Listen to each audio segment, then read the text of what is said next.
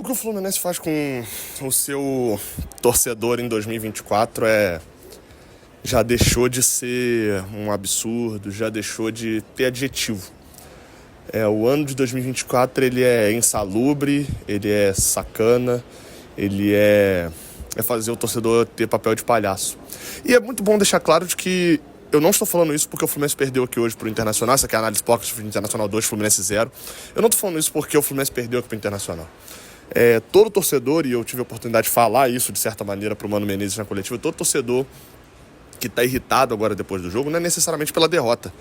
É um time que está 14 jogos invicto agora, é um time que faz a melhor campanha no segundo turno, dos últimos 10 jogos, da análise que você quiser fazer recente. É um time que tem uma estratégia de jogo, que tem uma estrutura de jogo.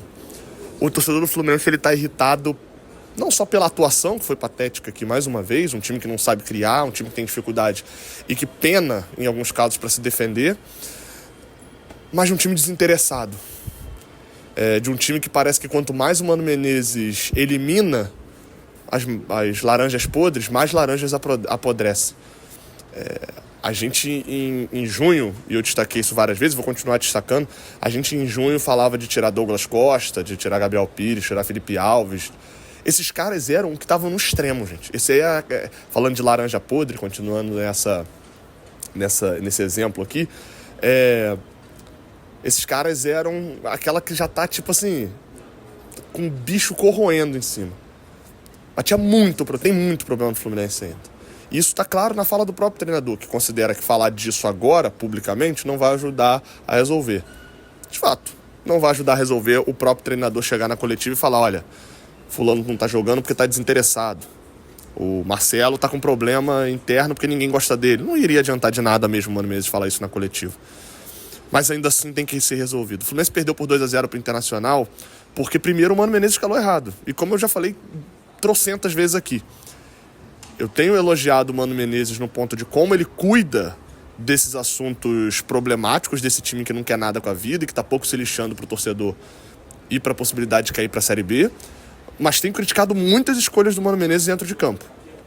O time que era sólido, que sofria poucos gols e que sabia aproveitar oportunidades, hoje em dia é um time que tem uma dificuldade imensa para criar e que se não fizer o gol na primeira oportunidade que consegue ou nas primeiras oportunidades, tem uma dificuldade muito grande quando é atacado. Quando o Fluminense é atacado, ele tem dificuldade para se defender e não consegue reagir. E foi assim o primeiro tempo.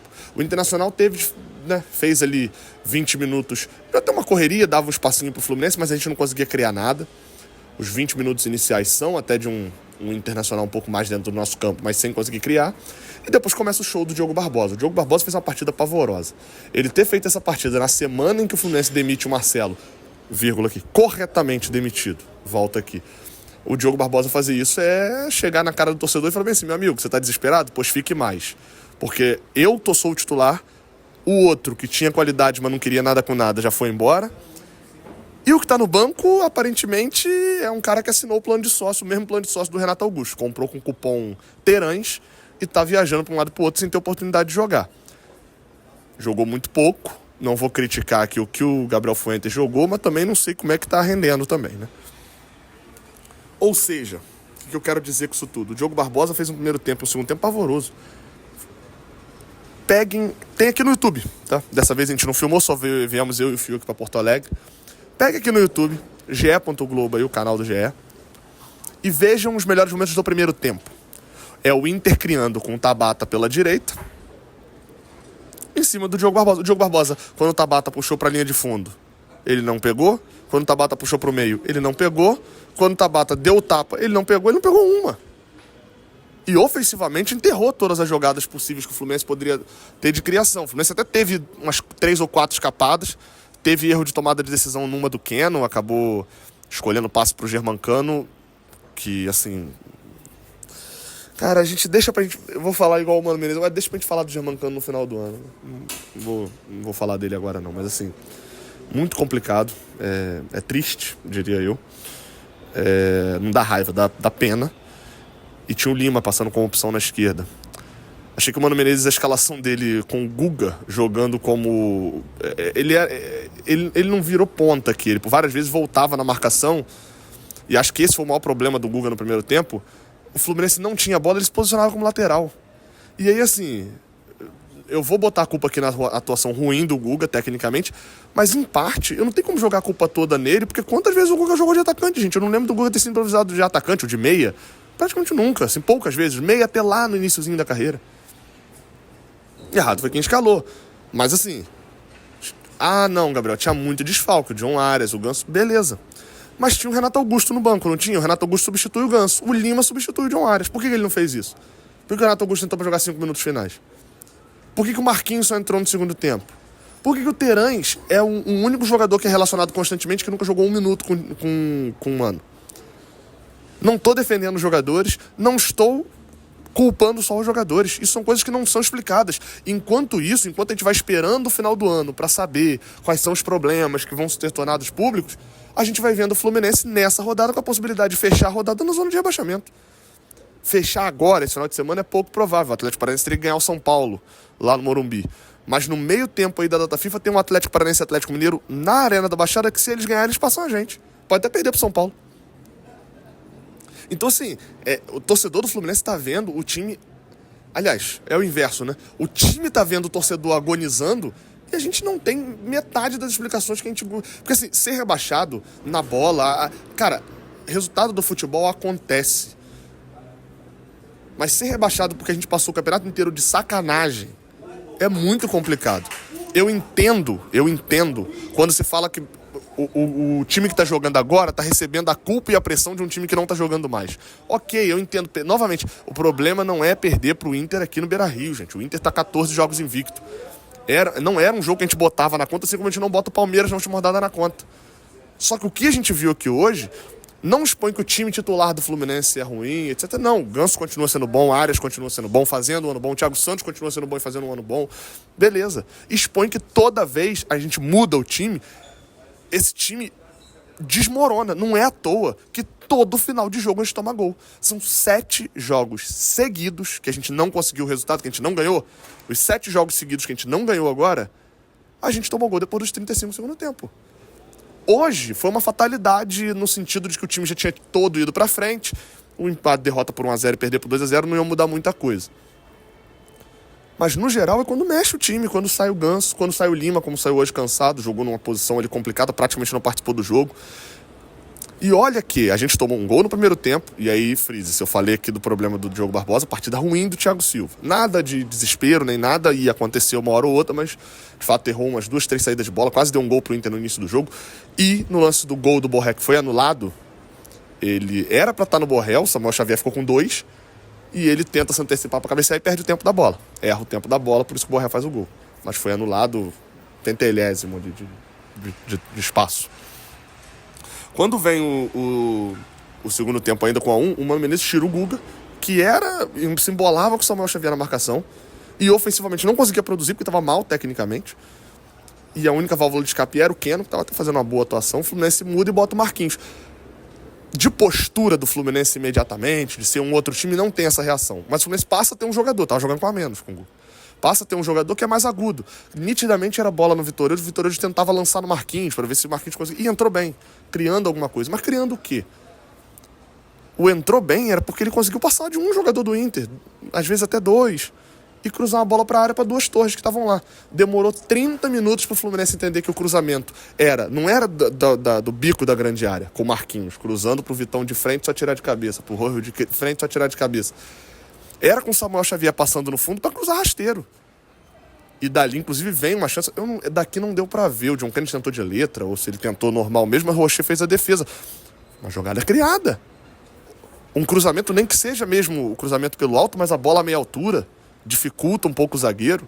A gente com um centroavante que é menor do que eu, com 2 torres na zaga, querendo jogar a bola na área. Pô, era a jogada que a gente conseguia criar, porque o time não tem criatividade, o time não sabe criar. É um time pobre. Todos os sentidos. Tomamos um gol, aí é uma merda, né? Porque a gente teve várias oportunidades de tomar o gol por merecimento nosso. Tomamos um gol na fatalidade. Verdade é essa. O cruzamento desvia no Samuel Xavier, encobre o Vitorioso. Não achei falha do Vitorioso, a bola passa por ele. E o Manuel desiste da jogada porque o Borré foi lá e completou pro gol. Eu nem sei se a bola entraria direto, tá? Não tive oportunidade de rever ainda, uma câmera bem próxima. Se mesmo sem o Borré tocar na bola, entraria direto. Final muito próximo de estar impedido também nesse gol, mas saiu 1-0. E quando sai 1-0, aí vai lá. Não sei se tem torcedor do Inter aqui me assistindo. Tinha uns torcedores do Inter aqui atrás, já saíram já. Não sei se tem torcedor do Inter aqui me assistindo. Mas assim, saiba de uma coisa. Você tá numa confiança extrema no Roger Machado. De fato, pô, o maior recorde da história de pontos corridos aí do Inter. Mas o Roger Machado convidou um time que não tinha nada de criação de jogada pra dentro do campo dele. Deu a bola e tentou só sair no contra-ataque com o Borré em cima do Manuel. Teve uma, duas chances, mas não teve nada demais. Você pega ali o gráfico do jogo, quando sai o gol do Inter... São 10 minutos em que o Inter dá a bola pro Fluminense. O Fluminense não sabe o que fazer com ela. O Mano Menezes começa a mexer um grande 6 por meia dúzia, tira o Keno. A única explicação para tirar o Keno seria o cansaço. Não fez sentido a mexida do Keno pelo Serna. O Fluminense, no momento em que o Fluminense parou de ter espaço e precisaria de um jogador para poder ter um contra um melhor, fazer um drible, fazer uma jogada de tapa na linha de fundo para cruzar, o Fluminense tira o jogador que tem isso para botar um velocista. Mexeu mal, Mano Menezes, nesse ponto também. O Renato Augusto ali pelo meio, tirando o Bernal, vai lá, consertou. O Fluminense tá com 2 volantes, tinha necessidade de ter saída de bola. Recua o Lima.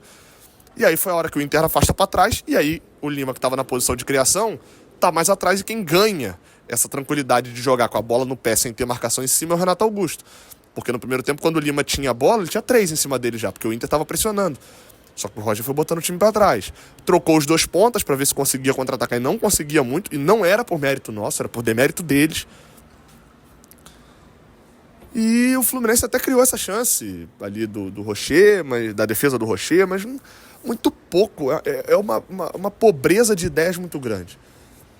Quando já está na reta final, o Mano Menezes já faz a mudança tirando o Lima, que estava muito cansado, para colocar o Isaac, tenta botar uma espécie de 4-2-4, o Fluminense vai para cima, toma o segundo gol, um ataque lá pela esquerda, que a defesa já estava totalmente desorganizada. De novo o Manuel até demorou ali de ter a reação para chegar no Bruno Henrique e toma o segundo gol. Ainda teve uma bola na trave do John Kennedy. E aí, assim, a gente pode virar e falar bem assim, pô, considerando que o Germancano não jogou nada, o John Kennedy botou uma bola na trave. Pô, olha só que bom. Por outro lado, reveja o lance. Esse eu fui rever. A gente tinha uma televisão aqui atrás que dava pra rever. O John Kennedy tava cara a cara com o goleiro e perdeu o gol, né? Por outro lado, tem essa análise aí também. Então, assim, é um cenário difícil, tá? É um cenário difícil. Novamente, não é pela derrota daqui de hoje. Não é só pela situação na tabela. É por olhar pro campo e ver que com metade do time reserva, todos que entraram não jogaram bem. Todos que entraram, que começaram jogando, né, substituindo os jogadores, fica aqui o mérito ao Vitor Eudes, tá? Fica aqui o mérito ao Vitor Eudes. Fez boas defesas mesmo, assim. Então, tá aí um que pelo menos entrou e foi bem. Mas todos os outros não. Na teoria, o Manuel substituto do Thiago Santos. Não achei uma boa partida do Manuel. No meio de campo a gente tinha o Guga, não preciso nem falar nada, né? O Lima, naquela posição do Ganso, ficou rodeado de jogador do Inter, sumiu do jogo, principalmente no primeiro tempo. A partida do Keno, o Keno na teoria ele tá entrando no lugar do John Arias, mas enfim, na conta ali geral não é ele. A partida do Cano é deprimente. Então assim, os jogadores que substituíram, estavam suspensos hoje, só mostram por que a gente tem que escolher 11 titulares e jogar com eles 90 minutos. E aí vem o medo, porque agora são 15 dias, a gente não sabe se vai estar no Z4 enquanto eu tô gravando isso daqui, a gente não sabe se vai cair. Eu olhei pro Fiuk do lado e falei, cara, eu tinha certeza que a gente não caía. Eu não tenho mais certeza que a gente não cai, pô. Eu não tenho mais certeza, eu não posso vir aqui pra cravar pra você e falar. Antes eu falava, cara, a gente não vai cair. Eu não tenho mais isso. Porque o Ganso não aguenta 90 minutos. E aí quem vai entrar no lugar dele? E aí só pra poder fechar, eu não sei se vou gravar vídeo sobre a coletiva, né? A gente vai pra casa aqui, amanhã tem voo e tal. Eu acho que eu vou até gravar, mas só pra deixar um parêntese aqui. A situação do Terãs é muito esquisita. Eu ia perguntar sobre o Terãs. Minha pergunta, até tinha mandado pro Fio, falar, perguntar sobre o Terãs. O que o Terãs faz de tão mal, a ponto dele não jogar 1 minuto com o Mano Menezes, mas o que ele faz de tão diferente assim de Douglas Costa, de Gabriel Pires, que foram embora ou nem relacionados são. Porque ele tá todo jogo relacionado. O que é tão bom que ele faz, mas não é suficiente para ele entrar em campo? Minha pergunta era mais ou menos essa. Aí eu tinha outra pergunta, que foi a pergunta que eu fiz, inclusive, sobre jogadores desinteressados, e eu ia fazer as duas juntas.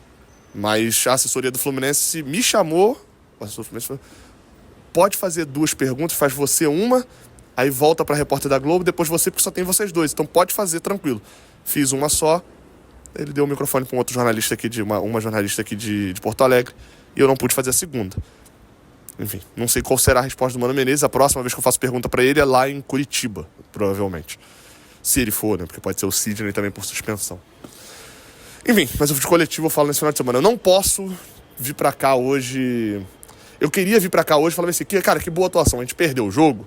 Acontece que o time do Inter é bom, tá no melhor momento. Mas, cara, me convenceu de que o Fluminense vai... Não tem isso, cara. Não tem isso. Não é só o resultado que foi ruim.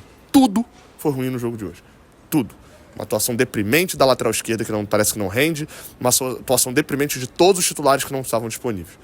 Que Deus dê ânimo, força e físico para cá um Elias, Ganso e John Ares. Porque sem esses três... E ilumine o Gabriel Fuentes aí para jogar bola. Porque... E o Thiago Santos também. Né? Porque com esses 5 aí que jogaram hoje nessas posições, a gente tá na merda. A real é essa, tá? Até a próxima. Obrigado pela audiência. Não esquece de deixar o like aqui embaixo, se inscrever aqui no canal. Mais uma vez no Beira-Rio. Dessa vez a memória não vai ser tão boa quanto a do ano passado, mas obrigado aí a Magic Milhas também que trouxe a gente. Vou deixar o contato da Magic Milhas aqui embaixo para você falar com eles lá, fazer a sua viagem, fazendo a cotação com eles, preço baixo. Muito interessante também no atendimento pessoal. Você não vai ligar aí, se você tiver alguma questão ali, a companhia aérea te ferrar em alguma coisa, você não vai ligar e vai ficar num call center 40 minutos dentro do aeroporto esperando para ser atendido, não. Vai ter o número deles, vai ligar e eles vão te atender na hora. Tá? Então é um atendimento muito bom e que deu, e dá moral, que os caras são tricolores, tanto o Rafael, a Thalita e viajam com o Fluminense também. Então se você viajar para ver jogo, você vai ver o Rafael várias vezes na arquibancada. E investiram no Jornada esse ano. A gente fez a cobertura de todos os jogos em casa e fora de casa do Fluminense. Talvez seja até inédito isso, eu não sei, de um veículo, tirando a TV Globo que faz a transmissão, de ter jornalista, um veículo do Rio de Janeiro, ter jornalista em todos os jogos do Fluminense. Mas enfim, agradeço, tá? Magic Milhas, e agradeço a vocês também que dão essa moral aqui. Até a próxima, que é daqui a 2 semanas contra o Fortaleza. Depois tem Criciúma e Atlético Paranaense em Curitiba. Valeu.